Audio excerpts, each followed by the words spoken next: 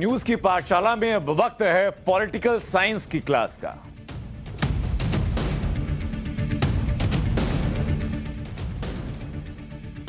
तो political science की class में अब योगी सरकार के 5 साल का रिपोर्ट कार्ड का चैप्टर हम खोलते हैं।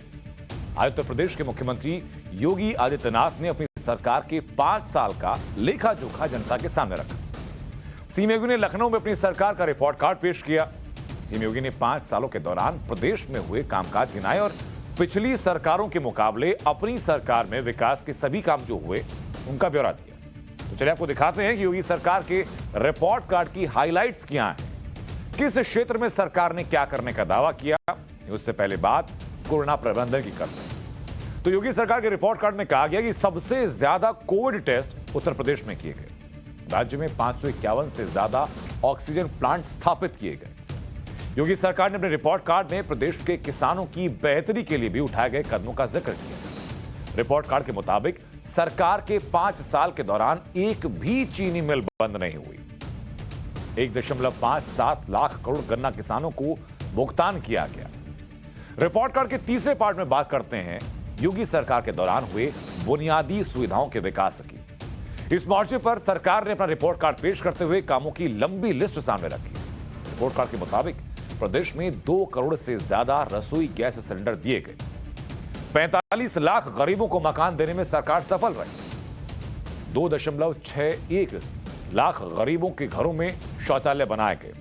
33 नए मेडिकल कॉलेज प्रदेश में बनाए गए। 17 नए मेडिकल कॉलेज का काम भी शुरू हो चुका है। 2 एम्स के निर्माण का काम योगी सरकार में उत्तर प्रदेश में पूरा हुआ। 9 करोड़ लोगों को हेल्थ इंश्योरेंस का कवर दिया गया। 900 से ज्यादा नए ब्रिज बनाए गए। उत्तर प्रदेश 5 इंटरनेशनल एयरपोर्ट वाला पहला राज्य बन चुका है। 5 सालों में 5 शहरों को मेट्रो से जोड़ा गया। स्मार्ट सिटी मिशन के काम के मामले में प्रदेश पहले नंबर पर है। 25 करोड़ की बड़ी आबादी को बिजली सप्लाई की जा रही है। 8200 मेगावाट से ज्यादा बिजली का उत्पादन प्रदेश के अंदर हो रहा है।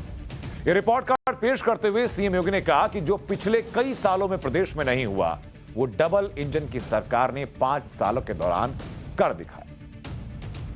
यह तो हुआ सरकारी आंकड़ा, यानी कि योगी आदित्यनाथ की तरफ से दिया हुआ आधिकारिक आंकड़ा। अब दिखाते हैं आपको कि अर्थव्यवस्था के मोर्चे पर योगी सरकार का रिपोर्ट कार्ड कैसा रहा है। अर्थव्यवस्था को बढ़ावा देने के लिए योगी सरकार ने 5 साल में क्या क्या काम किए हैं, उसकी एक छोटी सी बानगी आंकड़ों के जरिए हम आपको दिखा देते हैं, क्योंकि नंबर जो हैं वो लोगों को ज्यादा याद रहते हैं। आप नंबर गेम से समझिएगा योगी सरकार ने क्या काम किया है और क्या काम छूटा है। सबसे पहले आप बात कीजिए उत्तर प्रदेश की इकोनॉमी की। जो इकोनॉमी है, यानी जो प्रदेश की अर्थव्यवस्था है,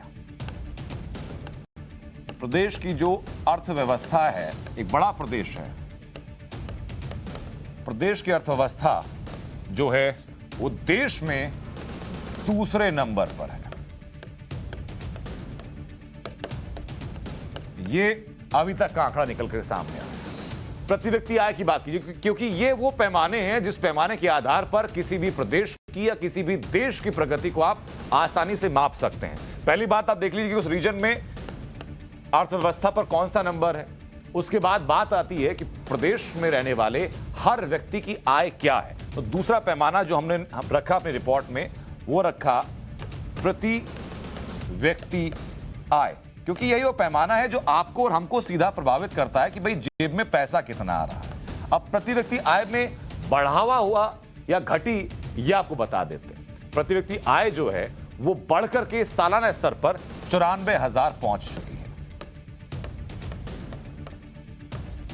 यानी लगभग 8,000 रुपए प्रति माह प्रति व्यक्ति ये पहुंच चुकी है। अब वार्षिक बजट की बात करते हैं कि बजट कितना है। उत्तर प्रदेश का वार्षिक बजट कितना है, यानी सरकार कितना पैसा रखती है अपनी जनता पर खर्च करने के लिए, ये आप देख लीजिए। जो वार्षिक बजट है वो है भारी भरकम बजट है 6 लाख करोड़ का। अब इसमें से किस किस मद में क्या क्या खर्च हो रहा है ये ब्यौरा भी आपको देंगे, लेकिन जानना यह जरूरी है कि निवेश के लिए कितने एमओयू साइन हुए हैं। यानी कि प्रदेश में अगर निवेश बढ़ेगा तो प्रदेश की अर्थव्यवस्था और ज्यादा बेहतर होगी। जो एमओयू यानी मेमोरेंडम ऑफ अंडरस्टैंडिंग, यानी आमतौर पर देखिए कि जो निवेशक प्रदेश में आए उन्होंने कितने रुपए का कॉन्ट्रैक्ट साइन किया है। तो जो निवेश है, आप देखिए, निवेश है 4,68,000 करोड़ रुपए का। यानी अब देखिए 6 लाख करोड़ का तो कुल बजट है आपके प्रदेश का, लेकिन निवेश चूंकि बढ़ रहा है तो 4,68,000 करोड़ का उत्तर प्रदेश में निवेश के लिए कॉन्ट्रैक्ट साइन कर लिए गए। इसके अलावा कुछ और पैमाने भी हैं, वो पैमाने आपको बताऊं मैं, ये आंकड़े आप याद कर लीजिए, इसके बाद हम लोग आगे बढ़ेंगे। पैमाना आप देखिए कि जो एमएसएमई हैं, यानी जो स्मॉल स्केल इंडस्ट्रीज हैं, उनके लिए क्या किया जा रहा है, ये भी अपने आप में एक बड़ा पैमाना है। एमएसएमई को बढ़ावा देने के लिए 2.17 लाख करोड़ रुपए,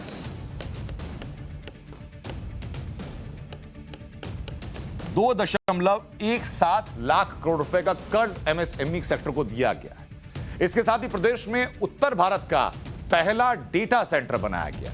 ये वो आंकड़ा है जो कि आपको मुंह जबानी होना चाहिए, ताकि आपको पता रहे कि जिस प्रदेश में आप रह रहे हैं और प्रदेश के मुख्यमंत्री जो दावा कर रहे हैं, वो दावा कसौटी पर खरा उतर रहा है या नहीं उतर रहा है। साथ ही साथ सीएम योगी ने सरकार का रिपोर्ट कार्ड पेश करते हुए कहा कि उत्तर प्रदेश को नंबर 1 बनाना है।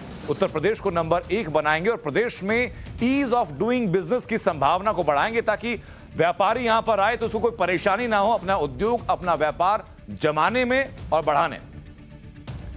सीएम योगी आदित्यनाथ कानून व्यवस्था के मोर्चे पर आखिर नंबर 1 स्थान पर क्यों नहीं प्राप्त कर सकता? देश का अग्रणी राज्य क्यों नहीं बन सकता? अगर आबादी की दृष्टि से उत्तर प्रदेश देश का अग्रणी राज्य है, नंबर 1 का राज्य है, तो फिर अर्थव्यवस्था की दृष्टि से भी, प्रति व्यक्ति आय की दृष्टि से भी उत्तर प्रदेश देश की नंबर 1 की अर्थव्यवस्था और उत्तर प्रदेश की प्रति व्यक्ति आय भी नंबर 1 क्यों नहीं हो सकती? इस दिशा में प्रयास किए जाने की दिशा में सरकार ने जो अपना रोड मैप तैयार किया है, उसी दिशा से आज मैं यहां पर इस पीसी के साथ आपके साथ जुड़ रहा हूं। ईज ऑफ डूइंग बिजनेस में 15-16 में उत्तर प्रदेश देश के अंदर 14वें स्थान पर था। यानी देश और दुनिया का कोई भी निवेशक अगर उत्तर प्रदेश के अंदर निवेश करने का इच्छुक रहता तो उत्तर प्रदेश कहीं नहीं आता था। सेवाओं को ऑनलाइन की, सेक्टोरियल पॉलिसीज बनाई, आज परिणाम है Uttar Pradesh ease of doing business में आज देश के अंदर नंबर 2 स्थान पर है। सीएम योगी आदित्यनाथ कानून व्यवस्था के मोर्चे पर अपनी सरकार की तारीफ लगातार करते रहे। पूरे चुनावी अभियान के दौरान कानून व्यवस्था ही वो मुद्दा जिस पर वो बार बार समाजवादी पार्टी की अखिलेश सरकार को घेरते नजर आए। सीएम योगी ने अपने 5 सालों में गुंडागर्दी और माफिया राज को खत्म करने का दावा किया। तो कानून व्यवस्था के मसले पर योगी के रिपोर्ट कार्ड में क्या लिखा गया, अब जरा आप वो देखिए। योगी सरकार के 5 साल के कार्यकाल के दौरान 6 एफएसएल यानी फॉरेंसिक लैब खोली गई। 18 फॉरेंसिक लैब पर प्रदेश में काम जारी। इन 18 और 6 24 फॉरेंसिक लैब अगले कुछ ही देर में प्रदेश के अंदर तैयार हो। महिला पुलिसकर्मियों की तादाद 5 साल में 3 गुना तक बढ़ा दी गई है। 86,000 पुलिसकर्मियों को प्रमोशन दिया गया है। पुलिस के आधुनिकीकरण पर योगी सरकार में काम किया गया। 5 साल में प्रदेश में कोई दंगा नहीं हुआ।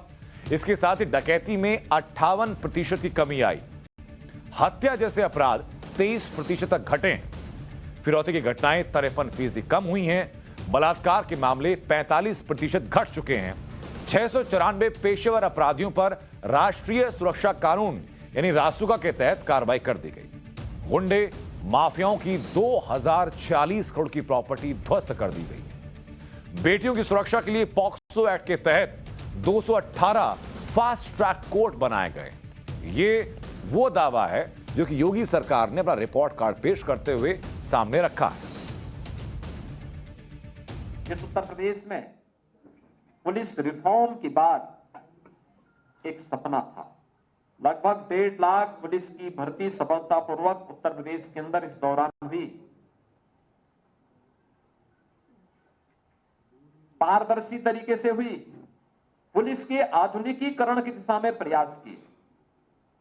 पुलिस वेल इक्विप्ड हो, तकनीक से भरपूर हो और हम उसे अत्याधुनिक सुविधाओं से युक्त कर सकें। सिविल पुलिस का सबसे बड़ा बल है इसमें महिला पुलिस कार्मिक मात्र 10 यानी जितने थी आज उसके ठीक 3 गुना है। 5 वर्ष में कोई दंगा नहीं हुआ, कोई आतंकी घटना नहीं घटित हुई और उत्तर प्रदेश पहला राज्य है जिसने नई सूचना तकनीक का उपयोग करते हुए ई प्रोसिक्यूशन में सर्वाधिक कार्रवाई करते हुए देश के अंदर अग्रणी स्थान प्राप्त किया है। डकैती के मामलों में लगभग 58%, लूट के मामले में 64%, हत्या के मामले में 23%, फिरौती हेतु अपहरण इसके मामले में 53%, दहेज मृत्यु में 8% और बलात्कार के मामलों में 43% कमी देखने को मिली है। और अब आपको समझाते हैं कि सीएम योगी के रिपोर्ट कार्ड के दावों में और हकीकत में कितना अंतर है। क्या वाकई ऐसा है कि सीएम योगी ने जो रिपोर्ट कार्ड पेश किया, जो आंकड़े बताए, जमीन पर हालात ठीक वैसे ही हैं? ये आपको आंकड़ों के जरिए हम बहुत आसानी से समझा देते हैं कि सरकार के दावों में और जमीनी हकीकत में कितना अंतर है। ये एक एक करके आपको हम समझाते चलते हैं। हमने पड़ताल की इस बात की कि सीएम योगी ने अपने रिपोर्ट कार्ड में बताया कि 5 साल के दौरान अब तक के जो गुंडे माफियाओं की जो संपत्ति जब्त की गई, जो ध्वस्त की गई, वो 2046 करोड़ की है। मैं एक एक करके लिखता जाता हूं। ये देखिए कि माफिया की संपत्ति जो ध्वस्त की गई, उसमें सरकारी आंकड़ा क्या है और उसमें जो हकीकत का आंकड़ा है, जो हमारा आंकड़ा है, वो क्या है, ये आपको एक एक करके हम बताते जाते हैं। माफिया की संपत्ति के बारे में अभी योगी सरकार ने जो आंकड़ा दिया है, उस आंकड़े के मुताबिक आपको बता दें कि अब तक 2040 करोड़ की, यानी कि 2.46